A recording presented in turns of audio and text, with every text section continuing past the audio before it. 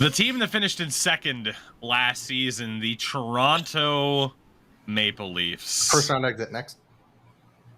And then that brings us to the... Sorry, I'm a Habs fan. I had to say that. I mentioned that chart earlier, the whole good, bad, optimistic, pessimistic, and the Leafs were that top team of good team, most pessimistic fan base. And you can understand why, because despite getting past the first round to then immediately get spanked in the second by Florida, essentially took away all the positive energy that was delivered by winning in the first round.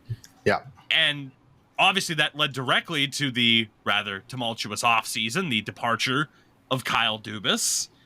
And at one point, the team looking kind of rough. It was salvaged by the free agent signings of Tyler Bertuzzi and Max Domi that provides a pretty good amount of depth to this lineup. Yeah. Lines can always change. Cap Friendly has it right now with Bertuzzi, Matthews, Marner on the top line, which, Jesus Christ.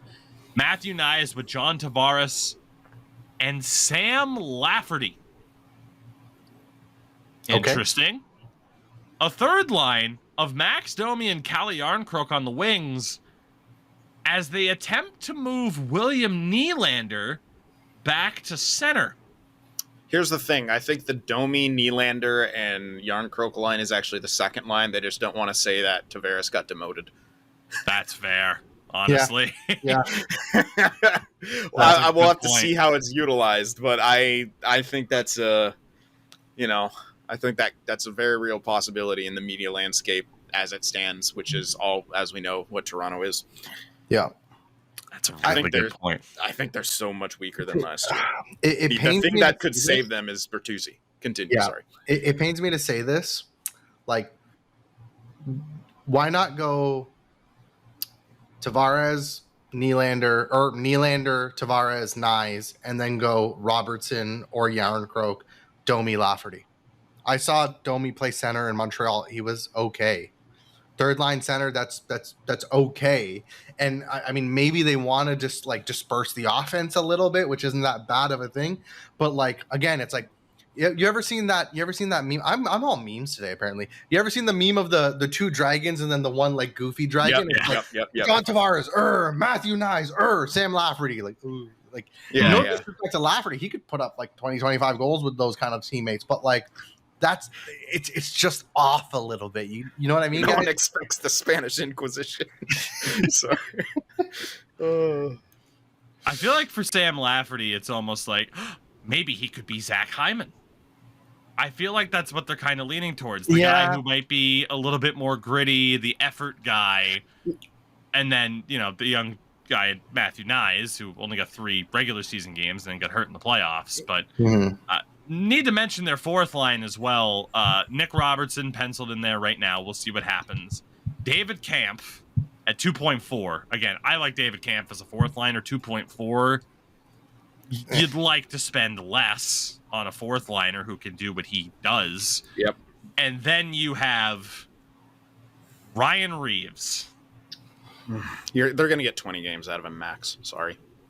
And how many fucking years did they sign him for? 3? Jesus. 3 years. 2026. Yeah. For how much is his contract? $135. That's so bad. That's a little iffy.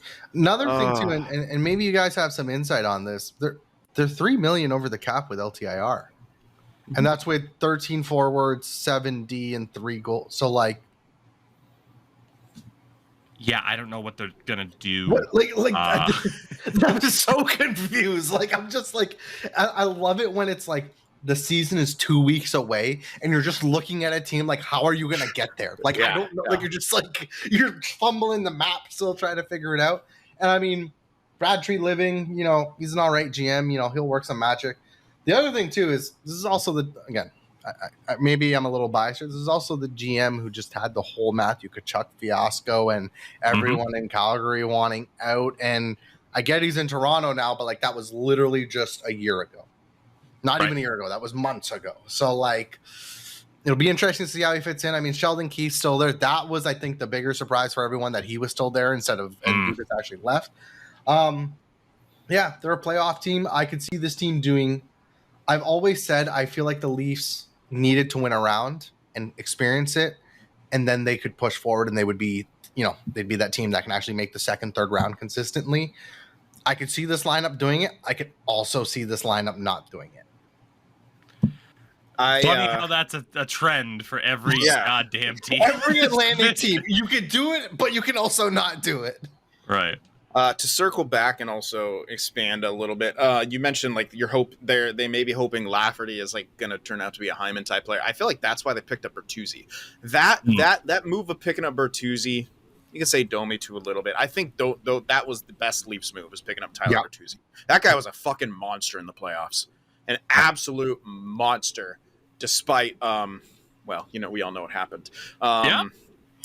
He was he was sick. He looked like he had enough skill. He was gritty. He wanted it. He was in front of the net. He was deflecting pucks. He was hitting people, and he was forechecking. And that is what the Leafs obviously need and wanted.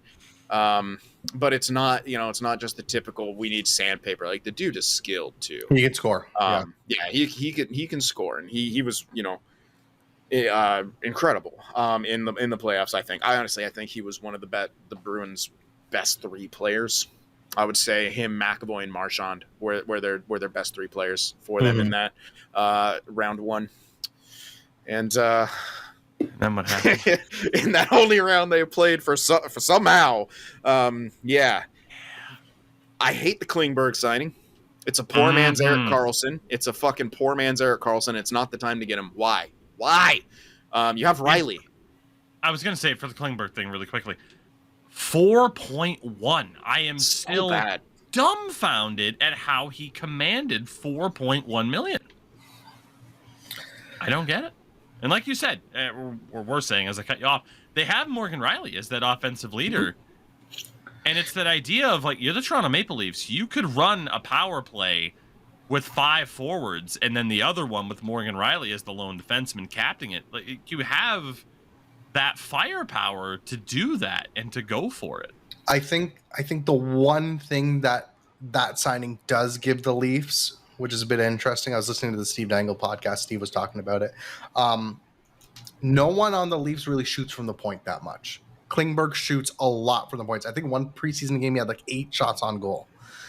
You put him on power play 1.